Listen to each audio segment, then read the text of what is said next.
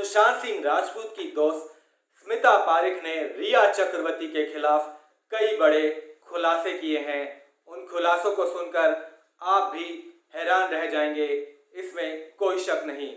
तो इस वीडियो को जरा एंड तक सुनिएगा, आपको पता चलेगा कितनी बहकी बहकी बातें करती थी खुद रिया चक्रवर्ती सुशांत सिंह राजपूत से। दरअसल जब सुशांत सिंह राजपूत की डेथ हुई थी, उसके कई दिन बाद स्मिता ने, जो सुशांत की दोस्त है, उन्होंने रिया चक्रवर्ती को कॉल करने की कई बार कोशिश की, लेकिन रिया चक्रवर्ती ने एक बार भी उनका फोन नहीं उठाया। उसके बाद उन्होंने सुशांत के घर में जो रहते थे सिद्धार्थ पिठानी, उनको कॉल किया।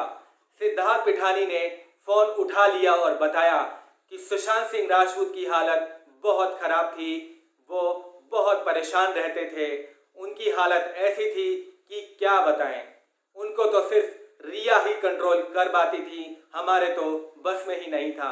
उसके बाद रिया चक्रवर्ती का पलटकर फोन आ जाता है स्मिता के पास। अब स्मिता को सफाइयां देनी शुरू कर देती हैं रिया चक्रवर्ती।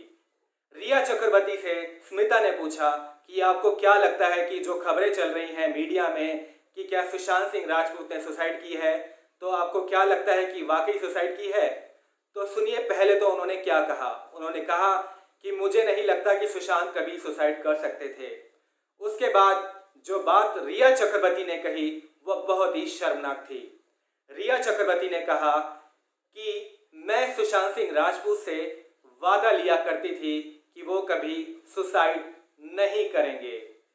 सोचिए इस तरह का वादा कौन लेता है। अब सुनिए एक और बात जो स्मिता ने सुशांत सिंह और रिया चक्रवर्ती के बारे में बताई, जब वो अपने पुराने घर में रहते थे। इस बात को मिस मत करिएगा, बहुत ही इंपॉर्टेंट बात है।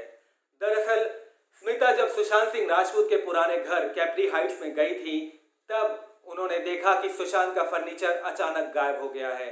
घर में बहुत ही कम चीजें बची थीं।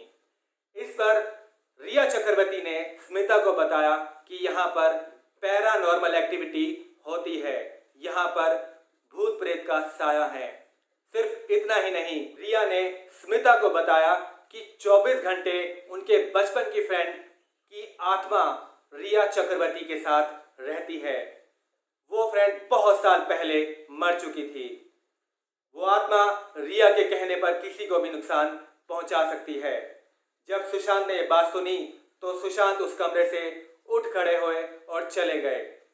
सोचिए रिया चक्रवर्ती किसी और के सामने जब ऐसी बातें किया करती थी, तो जरा सोचिए सुशांत से वो अकेले में क्या क्या बातें करती होंगी।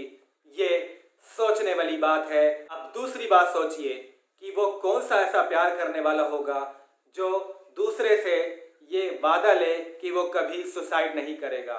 तो आप खुद बताइए कि साइकियाट्रिस्ट की जरूरत किसे थी? शायद खुद रिया चक्रवर्ती को, जो इतनी बेकार की बातें किया करती थी सुशांत सिंह राजपूत के सामने।